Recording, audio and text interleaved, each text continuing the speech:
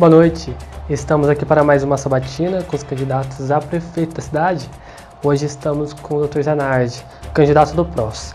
A Priscila Moraes está com ele, prontos para começar a sabatina. Priscila, comanda daí. Estou ao lado do Dr. Zanardi, ele é morador da cidade de Hortolândia há mais de 60 anos e na área da saúde aí, percorrendo por mais ou menos 4 mandatos, né, Dr. Zanardi, por 7 anos, é isso? Muito bem. Na verdade, eu sou conhecido como Dr. Zanardi, mas eu sou Lourenço Daniel Zanardi. Nas filas dos bancos, né, eles me chamam de Lourenço, só. A família e amigos de Daniel, e eu sou conhecido na gestão pública como Dr. Zanardi, exatamente por ser médico. A minha família, como você disse, veio para cá há pouco mais de 60 anos, em 1957, viemos de uma cidade do interior onde eu nasci, que é Fernandópolis, e depois passei toda a minha infância e juventude aqui, fui menino de calça curta andando por essas fazendas de Hortolândia na época, que era Jacuba, e depois fiz o ginasial aqui, saí para fazer o curso científico, que era o preparatório para a universidade. Cursei a universidade, bastante longe daqui, por circunstâncias, por oportunidades de emprego e de manter a universidade. E depois fiz o caminho de volta. Trabalhei em outros lugares e, finalmente, há cerca de 20 anos atrás, voltei para minha cidade. Eu não nasci aqui, mas, na verdade, eu considero um hortolandense. Tenho até o título de cidadão hortolandense, né? E sou essa pessoa que trabalhou, como você disse aqui, durante 4 mandatos. Adoro essa cidade, amo essa cidade. Cresci nela e vi essa cidade nascer e crescer também. Dr. Zanardi, por que o senhor escolheu vir a ser candidato a prefeito aqui dessa cidade tão bonita de Hortolândia? Muito bem, você acertou no bonito, é uma cidade linda, maravilhosa. Eu nunca havia pensado em ser candidato, eu sempre fui um indivíduo técnico, voltado a atividades técnicas, né, pela minha formação profissional, mas assim, a gente tem sonhos, né, e na verdade esse foi mais um sonho de amigos e da população, da comunidade, que sempre falava: por que você não entra na política, por que você não se candidata? E eu realmente nunca tinha pensado nisso. Aí, ultimamente, eu pensei, exatamente porque eu tenho alguns projetos na minha cabeça que me inspiraram muito.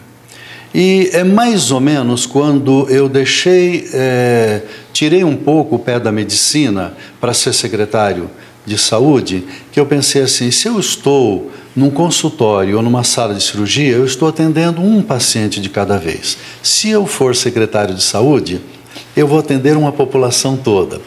E agora eu pensei, se eu for um prefeito, eu vou poder colocar as minhas ideias, os meus projetos, a minha visão de vida, a minha visão de cidade, e vou ajudar toda uma comunidade, que é a minha comunidade.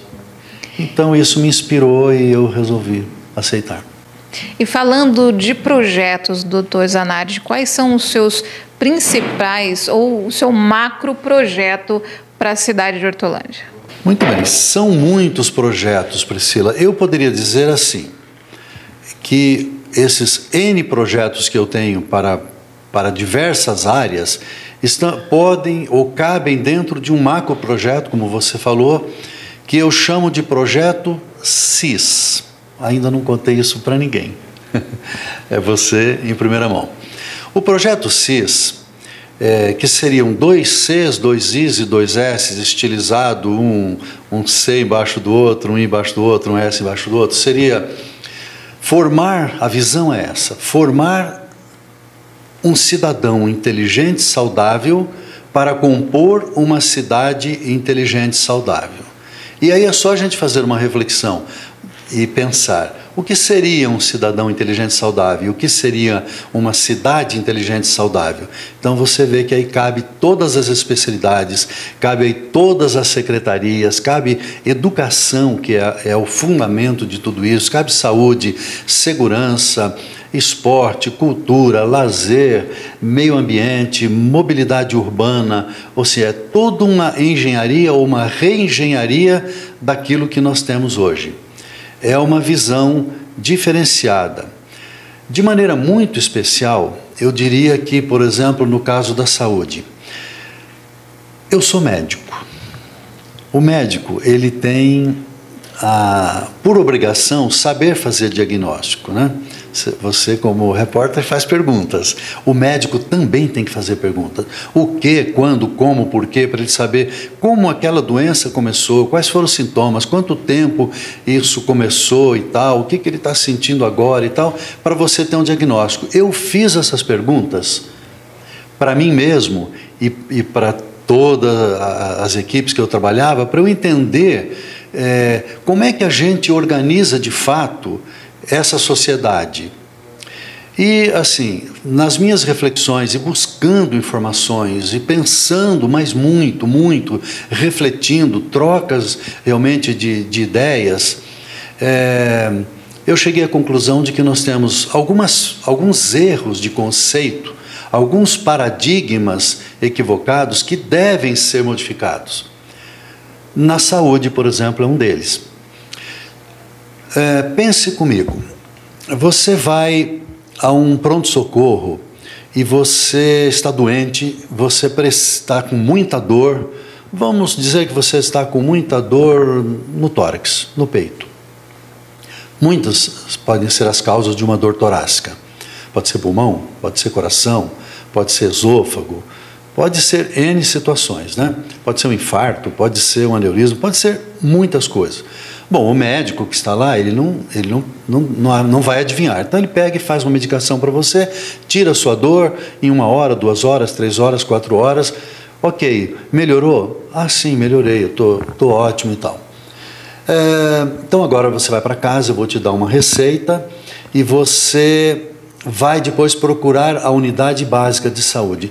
O que esse profissional, que é competente, mas ele está inserido dentro de um sistema, dentro de um conceito, dentro de um protocolo pré-estabelecido. O que ele acabou de fazer? Ele acabou de decretar que você não está mais doente porque ele te mandou para atenção básica. Mas você está doente. E aí você começa uma peregrinação. Você vai para a atenção básica, você marca uma consulta que você leva aí 1 mês, aí o médico te examina, pede os exames, você faz os exames, você volta para ele para fazer a leitura dos exames, a interpretação desses exames, aí ele complementa com algum mais exames se necessário, aí ele tira a sua conclusão. Isso passaram 2, 3, 4 meses. Aí ele te encaminha para a especialidade, que você leva mais um X tempo. Depois, e isso não é Hortolândia, viu? Só. Isso é o Brasil todo. Praticamente o mundo todo é assim. Por isso que eu estou aqui tentando quebrar um paradigma. Uma mudança de paradigma na saúde, não só de Hortolândia, como do Brasil. Eu vivi esse paradigma também. Por isso, a visão de diagnóstico. Na verdade, daí você vai para o centro de especialidade, esse médico te examina e diz, olha, esses exames foram importantes, na verdade alguns já até venceram, eu preciso até repetir alguns deles, porque já se passaram 6 meses, na verdade eu vou te pedir um outro exame mais específico, vou te pedir uma angiotomografia, porque me parece que você tem algum problema de coração. Tá bom. Ele pede o exame, você leva mais 1 mês, 2 meses para fazer uma angiotomografia, que é um exame mais complexo e tal. Você volta, ele diz, olha, realmente mas eu preciso fazer um outro exame, um cateterismo cardíaco para eu ter certeza do grau dessa lesão, e aí você faz esse cateterismo. Isso é um exemplo aleatório. Podemos dar aqui dezenas, centenas de exemplos. Então, finalmente, ele te dá um diagnóstico, depois de 7, 8 meses, 1 ano, ou mais de 1 ano, e aí sim, Se for um diagnóstico de algo que não é tão grave, ok. E se for algo grave? Então, na verdade, a minha proposta nesse macro projeto é inverter essa situação. Aquele indivíduo que for doente a um pronto-socorro, numa situação de urgência e principalmente de emergência, ele tem que sair dali com um diagnóstico. E, na minha visão, esse diagnóstico não pode, não deve demorar mais do que, por exemplo, 72 horas. Então, para que isso aconteça, e já vou te adiantar uma coisa, não é mais caro. Caro é o paciente ficar peregrinando durante um ano, de unidade em unidade, de exame a exame, de laboratório a laboratório, para caminhar no sentido do diagnóstico. Isso é caro. É caro para o paciente, é doloroso para o paciente, é ruim para o próprio médico e para o sistema como um todo, porque esse indivíduo vai perder trabalho, serviço. Então, na verdade, o macro projeto na questão da saúde, né? Esse é um das vertentes que nós queremos fazer de maneira muito forte. É que o indivíduo saia com esse diagnóstico. Não importa que ele tenha que fazer X exames, mas nós temos que ter esses exames ao nosso alcance. Esse é um braço, essa é uma inversão absurda de paradigma. Isso não acontece em nenhum lugar. Aí sim, para que serve a atenção básica? Para a educação em saúde, para a promoção da saúde, para a prevenção da doença, e quando isso não for suficiente, esses recursos forem vencidos, então o indivíduo vai para a urgência e emergência, e lá nós tratamos com essa visão de um diagnóstico muito rápido. Se isso fizermos, e nós temos todas as condições de fazer, então nós teremos inventado o ovo de Colombo, né? A história de colocar o ovo em pé.